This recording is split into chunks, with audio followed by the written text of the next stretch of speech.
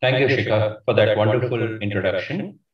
It's customary to talk about certain analyst reports, certain data to substantiate the topic as we start the discussion with this August panel. I'm going to tell you about a story of my personal journey, a journey that I have been doing with one of my clients since last 7 years in their GCC, where I have seen them moving from a periphery of an organization to the center just from a spreadsheet that would come loaded with resource requests. We have seen them now guiding the global delivery projects for some critical technology components that valid for entire organization. We have seen them delivering an artificial intelligence project using micro chatbots to assist their 10,500 sales force on the field and getting value out of it, all from India, all from the center place.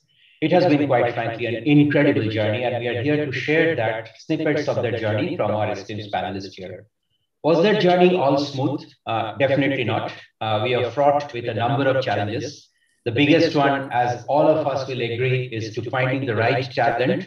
In spite of 1.3 billion people in India, we seem to be having some challenges out there, and we are trying our best innovative way to overcome it. We seem to be fraught with challenges that has been posed by COVID.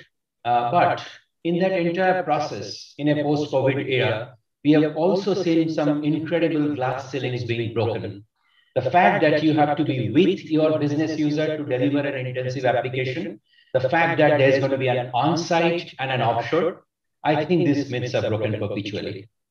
The way we are going to do this session is actually to go ahead and go through our esteemed panelists, have each one of them speak for 3 to 4 minutes on their point of view. We will follow a certain sequence to do it.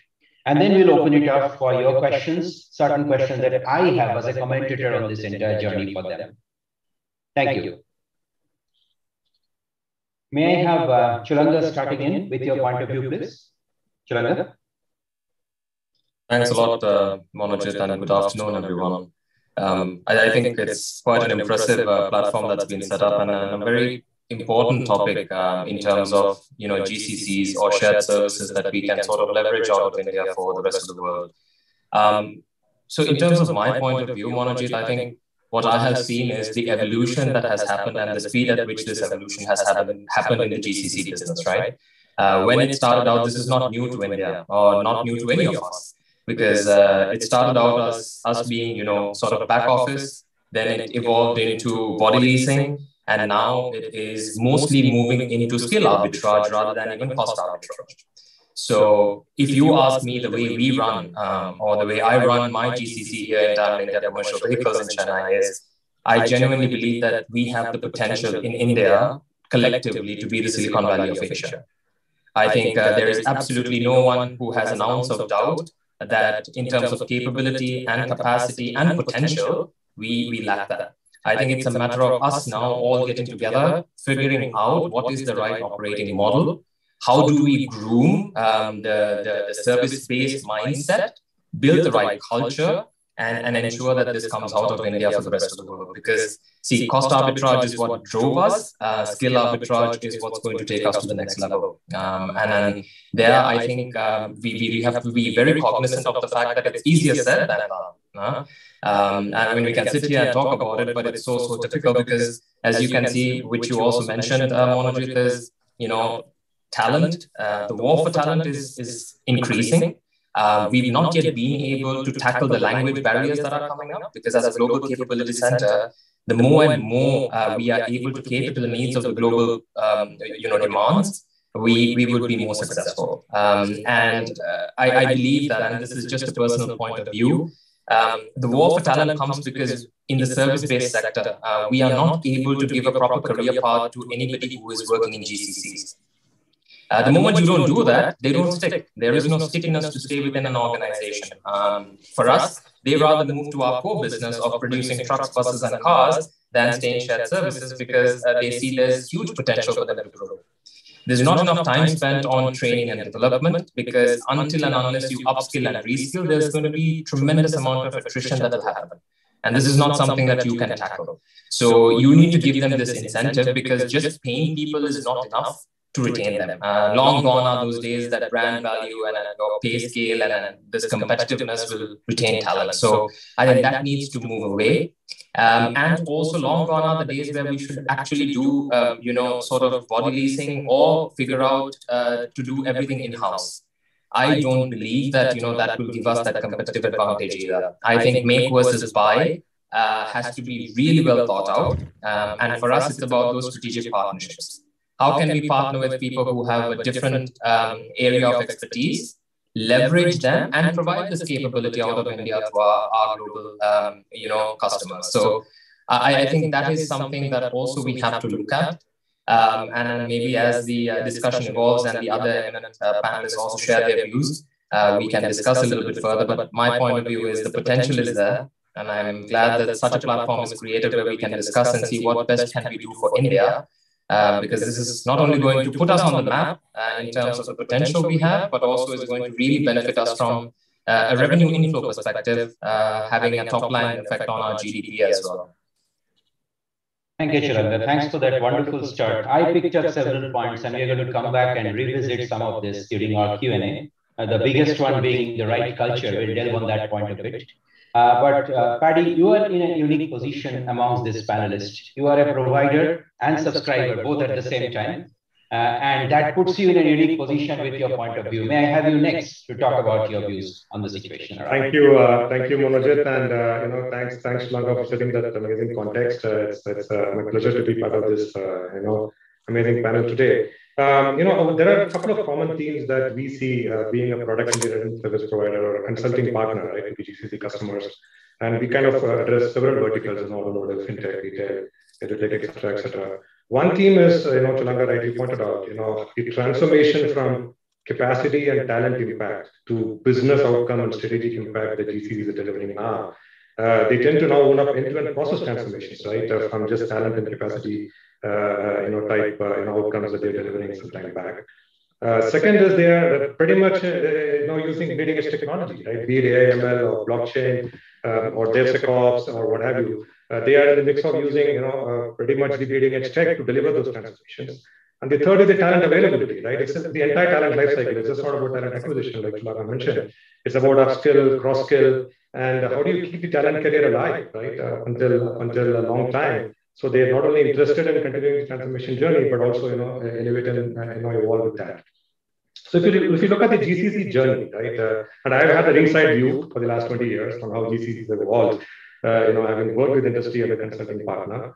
Like I said, these were satellite centers. Then they got into new product development some time back and delivered a lot of new products. Now I'm seeing a lot of, idea to market delivery of, end-to-end product ecosystems. And sometimes some of these products, they directly take to market. And that's an amazing elevation, to really not only ideate it, build a business case, build investments, build the product outside of India, with product managers and business analysts and domain consultants sitting right next to the GCC delivery centers out here, and taking the product all the way to the market, right, and making it a big revenue earner, right, for the company. So they've essentially moved from the cost side of the equation to the revenue and market making and brand building side of the equation. That's just a huge shift in the manner in which GCCs are engaged, in the product development cycle. And for us, I just make a couple of points, Monojit, is that, for us from a partnership standpoint, there is a big shift, right? We are now engaged in a lot of outcome-based conversations with GCCs, right? They're talking to us about how can you help us? And Chulanga was mentioning about strategic partnership, right? So how can you technically help us deliver some, cutting-edge, bleeding-edge programs, right? How can you help us AI, ML delivery, ML ops delivery, DevSecOps, cloud-native microservices type engineering type programs, etc., etc. So there's a lot more outcome-based engineering, high-velocity, high-quality engineering conversations, and we use the term MVP, right? The minimum viable but maximum value product. And all customers turn around and say, time to market. Hey, I want it after tomorrow. I want talent, and I want it to be delivered. And we see a lot of evolution in what we call as talent plus strategy. So talent is one answer to the question, but we also are continuously making investments in practices and assets, right? So practices bring in these niche skills around architecture, user experience, product owners, business analysts and consultants, technical program managers. So these are the people who are needed to deliver these transformation programs. And these are very, very niche skills, right, that we try to kind of build practices around.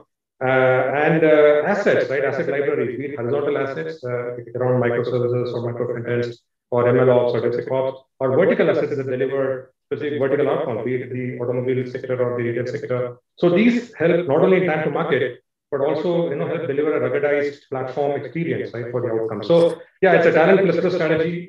We do invest in academies and academia collaboration. Last point, Monojit, before I hand it over, is a very, very significant aspect. In the last 2-3 years, we are seeing significant R&D type engagements with academia. So we get a lot of niche business problems from the customers, and they say, hey, Paddy, go take it, run with it, tell me how it works, right?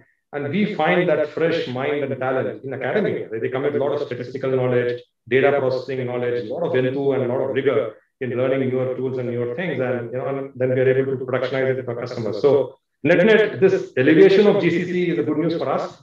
We are able to work with our partners in GCC out here in India, engage in a lot of transformation programs, and it's I think a very, very collaborative, good ecosystem that's emerging overall, and that's I think exciting for all of us together.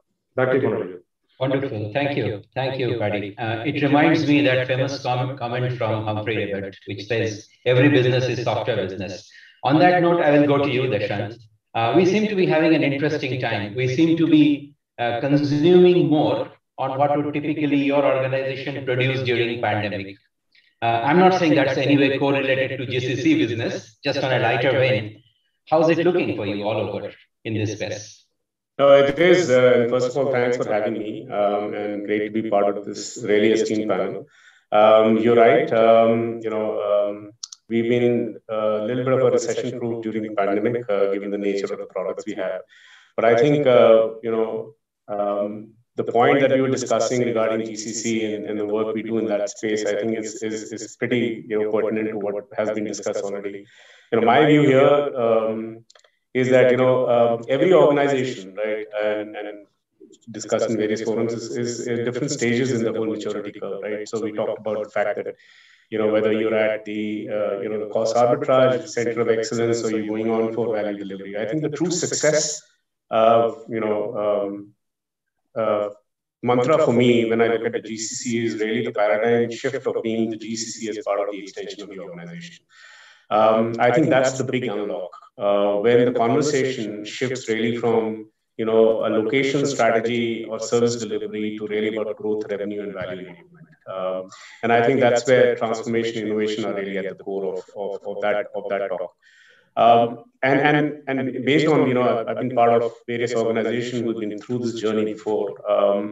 I can tell you that value beyond service is now the new table stakes, right? Whether you call it any name, but the fact of the matter is, how do we do that? And the most critical component, right, in finding, and I think some of the panelists brought that out, is really about finding the right talent at the right place. And that goes hand in hand with also the fact that a lot of our centers, capability centers, have really breadth of different skills, right? And what we have to really start to do is to leverage the power of co-location. Like in our case, we have a very large technology center who's sitting side by side with our service delivery centers. So how do we synergize, right? How do we create innovation, right? Whether you could talk about low-code automation all the way to conversational AI. How do we bake that into really driving value for the overall organization? And that's where we are, right? So that's the agenda that we have, which is about accelerating the value delivery for the organization and really increasing digital adoption, right? Which of course has taken a quantum leap both at an organization and industry level. So that's the kind of inflection point we are in, and that's the ask that we are starting to get more and more. So the point now is that how do we pivot and make sure that we are delivering to that promise for the overall organizations. Thank you. Thank you, Deshant. That was really intriguing. And I'm going to go back and ask you a few questions about some of the technology interventions that you have talked about. Aswin, not to box your response in a certain way, but I looked at, and you are the only strategy guy in this entire cohort. So tell us a little bit about from 2.0 to 3.0, how's the journey looking like? Freely. Ashwin, can you hear? Yeah, please. I can hear you now. Yes, Sure. thanks. Yeah. First of all, thanks for inviting me into this panel. I'm very happy to be part of this discussion with some of the bright GCC leaders. And it's very easy to follow them because my thoughts are in very much aligned towards what they just spoke as well. But before even getting on to talk about the role of the GCC, I feel that we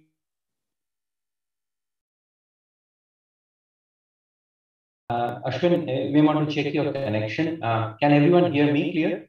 We are at exciting time. It becomes a lot more relevant topic to have been going through. You are able to hear me? Yes, Ashwin, we can hear you now. There was a bit of a pause in between, but please go ahead. Okay.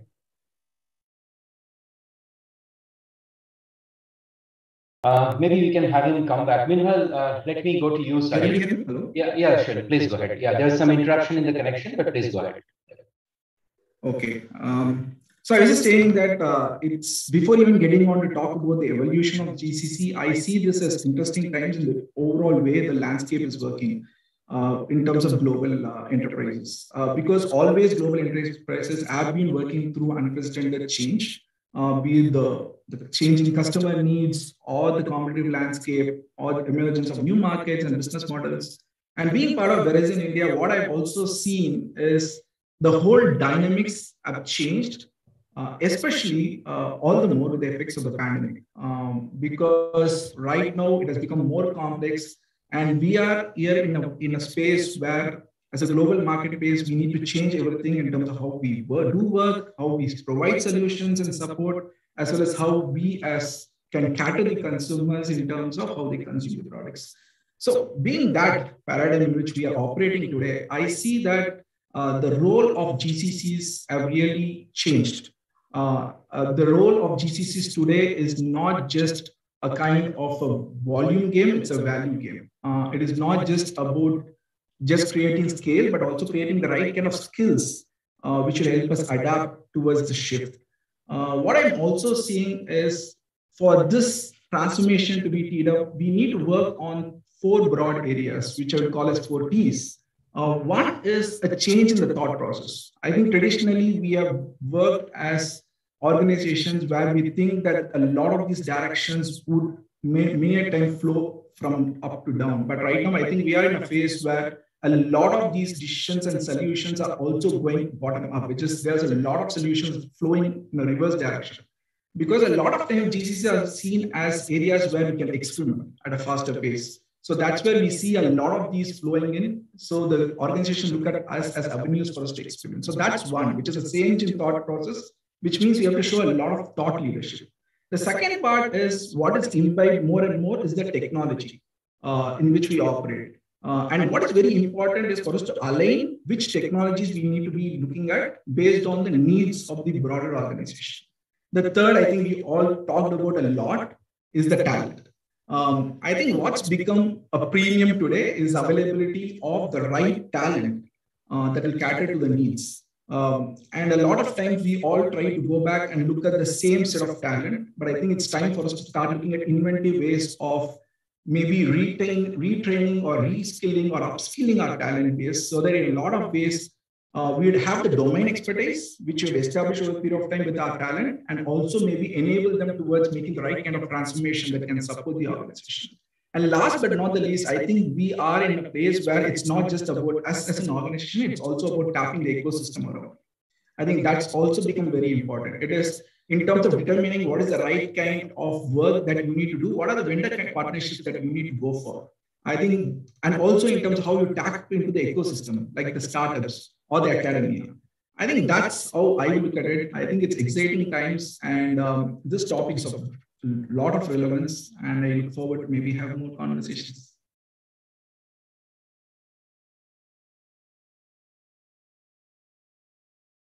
I think you're on mute. I'm so sorry. I'm saying thank you very much, particularly your articulation around moving the process from top down to bottom up, or maybe sideways, is a very interesting concept. We'll come back to revisit it.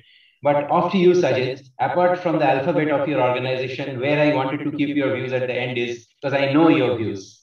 I'm aware of what you think about it. So maybe you can come through without an introduction and talk about it. Yeah, no, sure. I think topic we obviously want to talk, right? And there are many things, like when organizations, if you looked at 10 years to 5 years to now, the market dynamics have changed. And I think the biggest single change that we've seen is the way the global organization looks at their, what I call as their offices anywhere else in the world, right? So one of the things that we potentially need to look at is how do we be seen as an integral part of the global organization? Because from there stems many of the things that we will provide to the potential talent that we have in the country, right?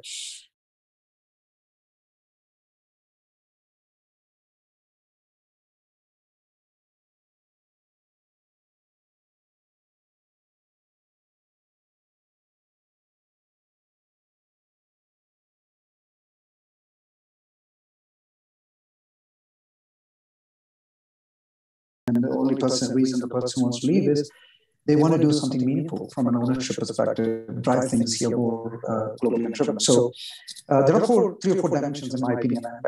And the topic obviously is how do you drive innovation out of this country, right? Innovation without revenue is just one vector, right? But innovation with revenue can be really powerful because that puts you in a center stage from a global organization perspective. So therefore, 3 ingredients I potentially look at, and this is time tested. It's my playbook, or it's whichever way you call it. Right? It starts with talent, right? And I hate the conversation when people start out with how much does it cost. And I always keep saying to my colleagues in the global organization, India is efficiency for you. That's given. That's by default. And so to move from a cost plus to a value minus I think it's going to be really powerful for where we need to position ourselves. And that starts with hiring talent. And we have to be innovative about that, right? And India surprisingly has so much of graduate talent that comes out of our school system. And the amazing thing is our ability to train our people and get them to learn anything new is phenomenal. And I think that's a fundamental ingredient that makes India successful. The other big dimension shift that we're seeing now is a lot of senior people in the last decade or so have been in the system for so long, they have now become SMEs. And you have to give credit to the startup ecosystem to many extent. It's driven alternative thinking. People are now thinking about how to think about products, right? How do we create revenue out of the products? What are the features that we add? And we are right now looking at a test lab where we're looking at learning from Indian financial services. I think it's really powerful the way ever since demonetization happened, how the entire payment wallet has exploded in the country, the entire paradigm shift in how transactions are now done electronically. Nobody would have believed that India would do this. So look, with every adversity, there are always benefits. So coming back to the topic of innovation, I think first and foremost is it's important to hire the talent. That's the first one. The second thing is before you get to innovation, you need to have ownership, right? And with different delivery model and different product model has now got to a center stage. So right now we're talking about L1 teams in the agile construct, right? And we're saying, what's the amount of co-located team that we need to have? So we're moving away from this dimension of, hey, we can deliver in a distributed fashion, and that's always proven. The challenge with that is the time zone, etc., and as quality of work and quality of life, both are now going hand in hand. A lot of people are asking the question, why am I sitting very late in the night and making this call? So one of the things as organizations, one of the things we are also driving pretty aggressively is how do we drive more co-located teams? Once you get to the co-located teams, the next set of conversation is how do we get the product owners in India, right? Once the product owners come into India, you now have the full ecosystem sitting in your backyard. And then comes a fundamental question of when you create innovations at this point of time, the time to market and how do you create a revenue model around that, that is going to be the next stage of evolution. So if you really ask me, everyone on this call, the real big question you're going to do is stop treating you as a different legal entity and treat yourself as an integral part of the global organization. So I would like to be referred not as Wells Fargo, in any other context, but more to be seen as Wells Fargo, just like our offices in Minneapolis, in San Francisco, in New York, our offices in India, Chennai, in India, which is in Chennai, Hyderabad, and Bangalore. We also have offices in Manila. To be all seen as a part of the global ecosystem. And before I hand it over to you, One of the things I constantly remind my colleagues across the globe is they're your people. They just happen to be in India today. Where they will be tomorrow is potential. And with the number of global leaders now we're seeing running companies, tech companies, product companies, financial services, the ecosystem from a global talent pool has just exploded. With that, innovation is just an outcome, but the foundational building blocks are something that we need to build today, here and now. And COVID has just helped us make that all that pretty easy. Wonderful, Sajid. That's such an articulate assumption that we are putting in place. I just have a question on innovation. And before we start taking questions from the audience, I'll give you some data points, Sajid. And it's an intriguing question. As of now, we are known as somebody who can ramp up team very quickly. We can execute large projects. We are the IT factory of the world, give it or not, right? We don't have many patents in India. In fact, per capita patents feel probably on the lowest side. As an organization and as a country, in the broader sense of the word, what do you think we need to change to get to that mindset where it's not a mere lab process to gain something, but to truly gain value out of it? How do you see us going in that journey? Yeah, so I'll give two contexts. One is my personal view on this, and then what some of the other organizations that are now doing. For example, in Wells, we have a global patent program. And believe it or not, India contributes to almost 35 to 40% of the global patent, right? So it is now getting across, because what is not known to many people in India is, from a patent perspective, through your own organizations, you can have patents released. And it's just not in tech. People in the operations world, in the finance world, people in our Office of Corporate Security, they're setting up patents. So there's a little bit of that innovation that goes. That's one. I think the second biggest challenge is, it's been a headcount story, and that's always while it's good from a revenue, from a capital market perspective, unless we get to a product to revenue mindshare, that's not going to change. So it is given that India has raw tech talent. We do have that. But getting them at the senior leader, like the 7 to 12-year developer, right? Those individuals who still want to remain closer to the code, want to write more code, be the hands-on CTO, that evolution has to more increase, because depth over width or depth over breadth is something that the Indian workforce constantly struggles. And I've seen managers at 5 and 7 years. I don't know if that's the right space to be there, but then you could argue the startup ecosystem is a completely young talent. There's no breadth and depth of that. So to argue that gray hair is the quintessential way of figuring out what it is important, but having product owners in India would be the next real key for innovation. And I keep emphasizing that that's the only way. And obviously, the academy is also now getting more open to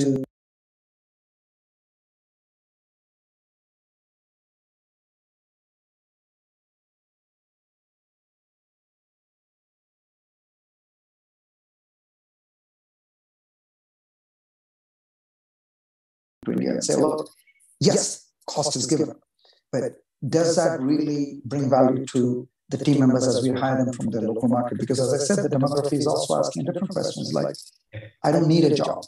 I need a job that brings my creative best. I need a job where I'm recognized in a global context as to be seen as a formidable force, and this person is actually responsible for $100 million business or a $50 million business. And obviously, there are ramifications of doing this, right? From a government perspective, how do we enable that? And I think everything that I've seen in the last 2 years, it's just opened up the ecosystem. It's left to everybody on this call to actually take it to the next level. See, on that note, I know talent is our favorite topic. We can literally speak for hours on talent or lack thereof. But Chulanga and Deshant, this question is to both of you. Maybe you can speak in sequence. See, when you look at the talent, and I'll give you a provider point of view, typically it's an all-encompassing job description. My favorite topic is someone asking for a 10-year experience Google Cloud Platform data engineer. Hang on, the platform has been in existence for 5 years or so, right? So beyond the specification and the details, the challenges that we are all going to face with the technology interventions that you talked about, Deshant, and the culture that Chulanga you talked about, how do we actually crack the talent code? Is it something beyond normal that we have to go, something which will break away this experience barrier and look at a set of people who are more talented than more experienced? I value gray hair, something of that sort. What's your general point of view on this? Deshant, do you want to go ahead and then I follow? Let me go first. Monojit, great question. And I think talent was a theme we heard across all speakers, right? I think that's at the core. I mean, my mind, when we look at talent, right? And if you look at the GCC evolution in India over the last many years since it's been, I mean, as long as the conversation, I think Sajid made that point, as long as the conversation is about headcount, the number of people I have in India and how we are growing, I think the conversation with talent will always be diluted. We talked about, patents and so on and so forth. But the whole intent right now is that as long as we are creating generalists within our GCCs, we are always going to be in that state where they are easily replaceable, and we are not going to become domain experts, right? The key to innovation, right? The key to be extensions of the teams, the key to being people who are building capabilities and becoming capability owners is around the fact that, do we have the right amount of depth of that expertise that will lead to that outcome, which we don't have at this point. So I think the key here is, a lot of us, and I can probably say for a lot of people on the call, there's been a buy strategy all along, right? It's been acquire the talent, go out, see where it is, because you've got to go and deliver to the promise that your parent organization is asking for, saying, I needed this person day before yesterday, right? So you go buy it, you just, fill that position and you move on, your day is done. But the fact of the matter is, right, you are not, that person is going to go, right? It's only a matter of time, 2 years, 3 years hence, because to my earlier point, everybody is looking at growth, right? Nobody's looking at really creating that depth. So I think that's the paradigm change that we are now starting to think through, right? And I think the startup ecosystem has really brought that to fore for us, right? Especially with product innovation and product ownership model. We need to start to invite that a lot more. We need to start to look at talent and move into a more build mode rather than buy mode, right? And that comes with the fact that now we are reaching a maturity stage where we can do that. But it also means that we'll have to influence global stakeholders, right? We'll have to talk to them about the fact that the true value that they're seeking from their own center in India is going to come from really having the teams having the same level of depth and expertise as they are probably finding in the global businesses where they are. So that's the point that is coming from an organization's point of view. But at the same time, when I look at the talent who's coming in, right, the talent is basically saying, right, I want to really build a career, but I really don't know what I want to build a career in, right? So we have to start to basically also educate them in terms of what's available. What does a product owner role mean? What is the capability? What's the roadmap for that as well? I think that's the piece that has to go hand in hand. That'll be my view in terms of at least where we are in the entire journey.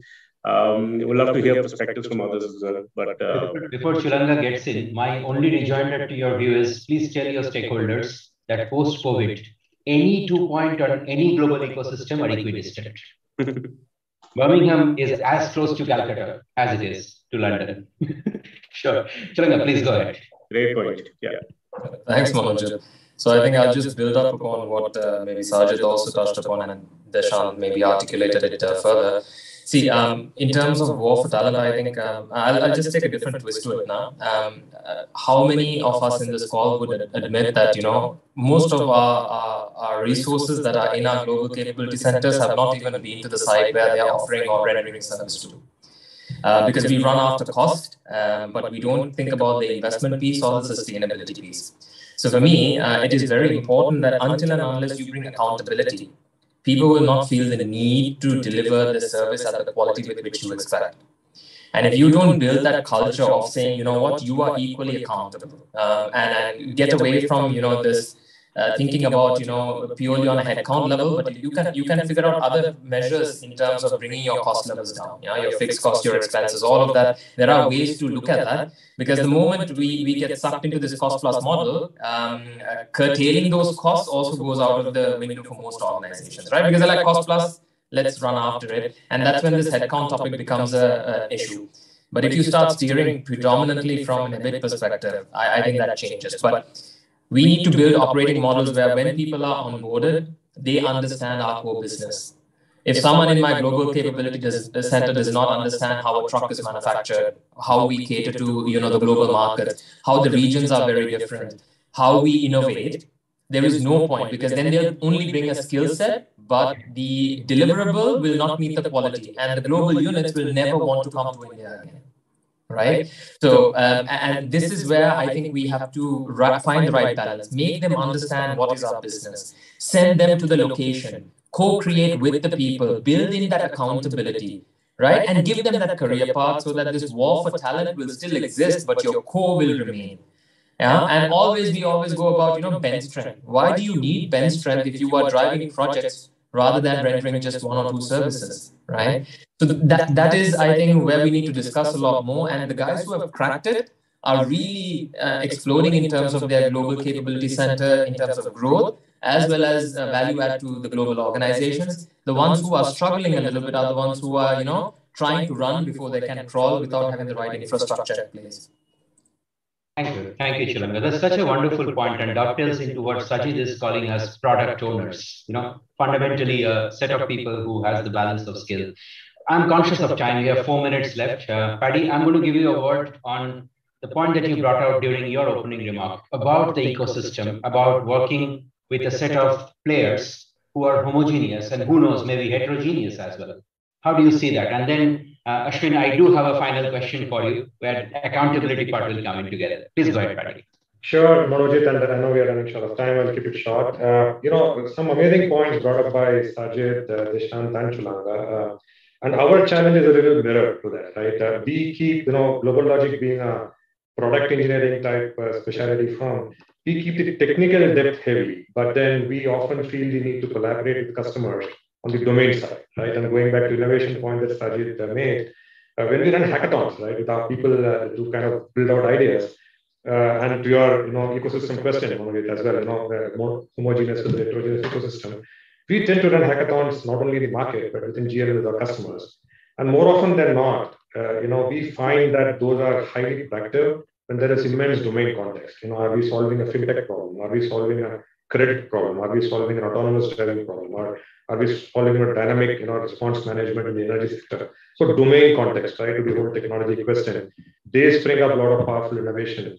As against a pure technology depth-oriented type, hackathon innovation drive. So that's where we see collaboration, especially in a heterogeneous area, be it startups, be it our own GCC customers and partners, or be it our own internal stakeholders from a technology strength perspective. When all these people get together, the type of innovation that comes out, because there is cross-pollination of knowledge, right? There is one domain intense team, there is one technology intense team, there is one market intense team which brings a lot of market context and what's relevant out there in the market.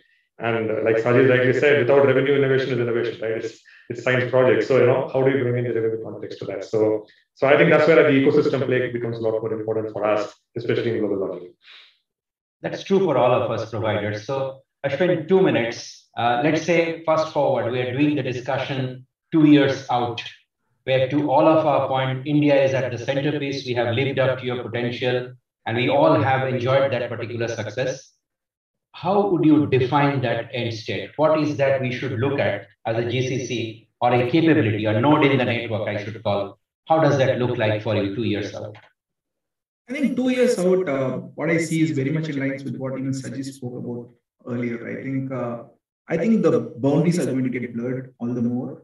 And I don't think you will be looked at as an entity separately. I think you will be an integral part of the overall ecosystem in which an organization operates. I think there are going to be more global roles. And what will also eventually happen is you will have people reporting to you across both your parent country as well as in India, and you will see decisions being made. I also see where there will be competency centers where you would be responsible for certain amount of work end to end. So it's not going to be like you would be provided a piece of the puzzle, rather you would be the one who will be solving the puzzle overall. I think that's where I see this going. And when you talk about collaboration with the ecosystem, I think today many GCCs are looking at you as part of one of those ecosystems. Like there's a vendor and there's a GCC. I think that will go off. And at that point of time, what will really eventually happen is you would be the ones who would be taking decisions overall on certain programs. which means that then you start thinking about what is something that has to be done by the talent that you have built in-house, the kind of domain expertise that you have built over a period of time, not just the skills, but also the domain. And you'll also start thinking about the modes of operating this delivery model, whether it's going to be using a startup because you need something which is more agile, or you go to academia because you need something long-term, but you go and have to do the right kind of research and involve them, or are you going to go with a strategic partnership with vendors who are going to give you niche skill sets and you're able to go in and wrap up and ramp down resources as required. I think to me, we would be in the center stage and would be part of the decision making as part of the overall table where all these decisions get started. I think that's where I see us going. Thank you, Aswin. We are truly out of time. I would have loved to continue this intriguing discussion, but gentlemen, thanks for that wonderful treatise. It's truly, truly enlightening to hear all of you. With that, I would give back to the audience and to the control. Thank you very much for your time. Truly appreciate it. Thank you. Thank you.